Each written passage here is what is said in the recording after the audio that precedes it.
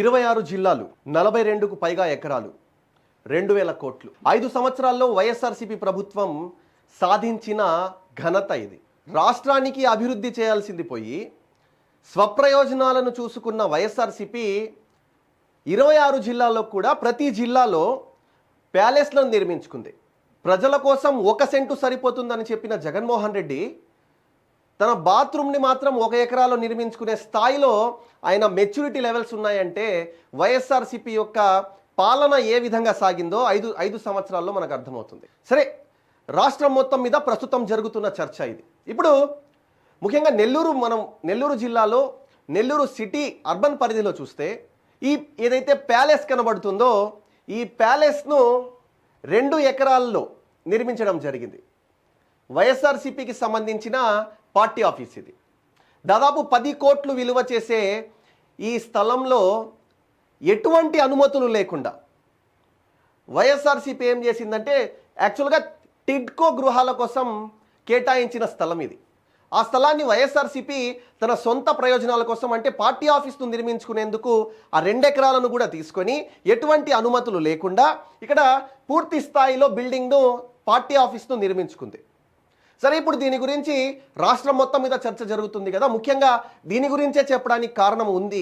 ఏంటంటే ఇక్కడ యాక్చువల్గా ఇది మనం చూసుకుంటే నెల్లూరు అర్బన్లో 2 ఎకరాల భూమిలో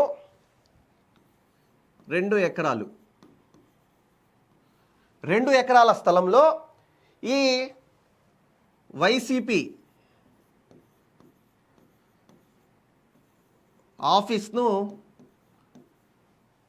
ఆఫీస్ నిర్మాణం పూర్తి స్థాయిలో చేపట్టారు.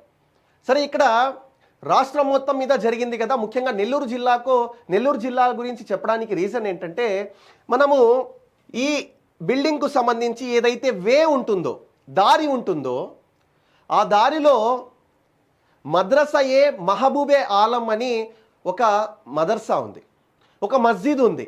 ఆ మస్జిద్ మదర్సా దానికి సంబంధించి అంటే ఇది యాక్చువల్గా మొత్తం ప్రభుత్వ భూమి. అయితే అందులో ఒక మూలగా ఈ మస్జిద్ మదర్సా మహబూబే ఆలం అని చెప్పి అక్కడ ఒక మదర్సా నిర్మాణాలు చేపట్టడం జరిగింది.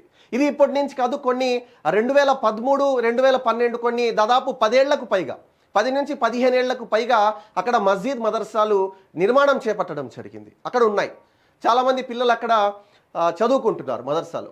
మరి వైఎస్ఆర్సీపీ ప్రభుత్వం చేసింది ఏంటయ్యా అంటే అప్పటి మంత్రి అనిల్ కుమార్ యాదవ్, ఇప్పుడు కనీసం ఎమ్మెల్యే కూడా కాదు, ఎంపీ కూడా కాదు, అనిల్ కుమార్ యాదవ్ ఏం చేశాడంటే ఆ మదర్సా ఏదైతే ఉందో ఆ మదర్సాను కూల్చేస్తాం, ఆ మదర్సా ఏదైతే కట్టుబడి చేస్తున్నారో దాన్ని కూల్చేసి అక్కడ మేము 60 అడుగుల రోడ్డు వేస్తాం వైఎస్ఆర్సీపీ పార్టీ ఆఫీస్లోకి వెళ్లేందుకు అని చెప్పి అక్కడ భయభ్రాంతులకు గురి చేయడం జరిగింది.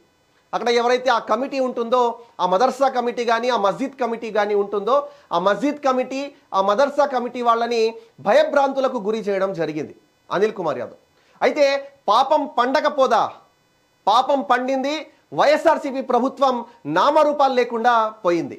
అయితే ప్రస్తుతం అసలు వైఎస్ఆర్సీపీ ఆనాడు ఏం చేసిందనేది మీకు నేను క్లియర్గా చెప్తాను. ఇక్కడ మద్రసా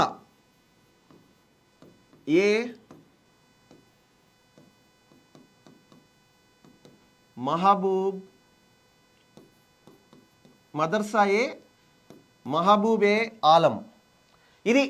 ఈ మదర్సా నేను మీకు వీడియోలో చూపిస్తాను. యాక్చువల్గా ఈ మదర్సా ఉంది, మస్జిద్ ఉంది. ఆ దారి ఏదైతే ఉందో వీళ్ళ దారి కోసము ఆ మదర్సాను పగలగొట్టేస్తామని చెప్పి ఆనాడు అనిల్ కుమార్ యాదవ్ కానీ ఆ వైఎస్ఆర్సీపీకి చెందిన నేతలు కానీ ఆ మదర్సా ఎవరైతే కమిటీ ఉంటారో మస్జిద్ కమిటీ ఉంటారో వాళ్ళను భయభ్రాంతులకు గురి చేసి ఆనాడు అనిల్ కుమార్ యాదవ్ వాళ్ళను ఆ దారి కోసం ఆ దారి కోసం వాళ్ళను భయభ్రాంతులకు గురి చేసి ఆయన ఆ స్థలాన్ని తీసుకోవడం జరిగింది. కానీ వైఎస్ఆర్సీపీ ప్రభుత్వం ఎప్పుడైతే అధికారం కోల్పోయిందో ఆ పనులు ఆగిపోయాయి. ఆ పనులు ఎప్పుడైతే ఆగిపోయాయో ఆ మస్జిద్ కమిటీ వారు కానీ ఆ మదర్సా కమిటీ వాళ్ళు కానీ ఊపిరి పీల్చుకున్నారు. ఎందుకంటే ఎంతోమంది విద్యార్థులు చదువుకుంటున్న ప్రదేశం అది, ఎంతోమందికి జీవన ఉపాధి కలిగించే ప్రదేశం అది. అటువంటి చోట ఎవరైతే ఈ అనిల్ కుమార్ యాదవ్ లాంటి వ్యక్తులు, అదేవిధంగా వైఎస్ఆర్సీపీ అధినేత జగన్మోహన్ రెడ్డి లాంటి సైకోలు ఎవరైతే ఉన్నారో ఆనాడు, వీళ్ళ చేష్టలు ఏ విధంగా ఉన్నాయంటే తమ పార్టీ ఆఫీస్ కోసము కేవలం తమ పార్టీ ఆఫీస్కు రోడ్డు వేసేందుకే, అంటే రోడ్డు ఉంది అక్కడ, కాకపోతే 60 అడుగుల రోడ్డు వేసేందుకు ఆ విస్తీర్ణంలో భాగంగా మదర్సాను పగలగొట్టేస్తారని ఆనాడు చెప్పడం జరిగింది. అయితే ముందు నుంచి మనం చెప్పుకున్నట్టు పాపం పండకపోదు, పాపం పండింది. ఈనాడు మనకు వైఎస్ఆర్సీపీ కనుమరుగైంది. ఇక్కడ ముఖ్యంగా మనం ఇంకొక విషయం చూస్తే మీకు నేను క్లియర్గా చూపిస్తాను. ఈ వీడియోలో మనం చూస్తే ఇది పార్టీ ఆఫీసు. ఇక్కడ మనం చూడండి ఎంత విశాలంగా ఉందో. 2 ఎకరాల్లో నిర్మించిన ఈ పార్టీ ఆఫీసు ఎంత విశాలంగా ఉంది చూడండి. ఇక్కడ క్లియర్గా మనం చూడొచ్చు. ఇక్కడ ఏదైతే రోడ్డు ఉందో ఆ రోడ్డు వైపు ఎంట్రన్స్లో మస్జిద్ ఉంది, ఆ రోడ్డు వైపు ఎంట్రన్స్లో మదర్సా ఉంది. అదే మదర్సాను కూల్చేస్తాం, అదే మస్జిద్ వెనక, అదే మస్జిద్ ఎదురుగా ఉన్న మదర్సాను కూల్చేసి మీకు 60 అడుగుల రోడ్డు వేస్తామని చెప్పి అనిల్ కుమార్ యాదవ్ ఆనాడు చెప్పడం జరిగింది.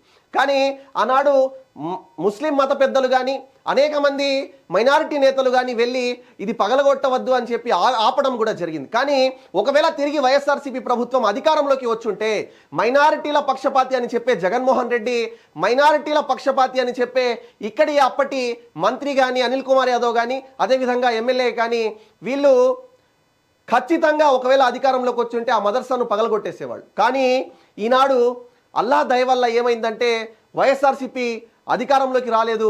తెలుగుదేశం పార్టీ అధికారంలోకి వచ్చాక ఈ అక్రమ ఏవైతే నిర్మాణాలు ఉన్నాయో నిర్మాణాలే అక్రమం అని చెప్పి ప్రభుత్వ స్థలాల్లో వీళ్ళు ఎటువంటి పర్మిషన్స్ లేకుండా, ఎటువంటి అనుమతులు లేకుండా వీళ్ళు చేసిన నిర్మాణాలు అక్రమం అని తేలడంతో వాటి పరిస్థితే అగమ్య గోచరంగా మారిన ప్రస్తుత పరిస్థితులు మనం చూస్తున్నాం. కాబట్టి ఈ ఏవైతే అక్రమ నిర్మాణాలు ఉన్నాయో 26 జిల్లాల్లో కూడా ఒక్క ప్రకాశం జిల్లాను మినహాయిస్తే అన్ని జిల్లాల్లో కూడా వైఎస్ఆర్సీపీ పార్టీ ఆఫీసులకు అనుమతులు లేని మాట ఈనాడు వెలుగులోకి వచ్చింది. కాబట్టి రాష్ట్ర ప్రభుత్వం ఏ విధమైనటువంటి చర్యలు తీసుకుంటుంది, ఇవన్నీ కూడా మనం వేచి చూడాలి. Thank you for watching. This is Nizam.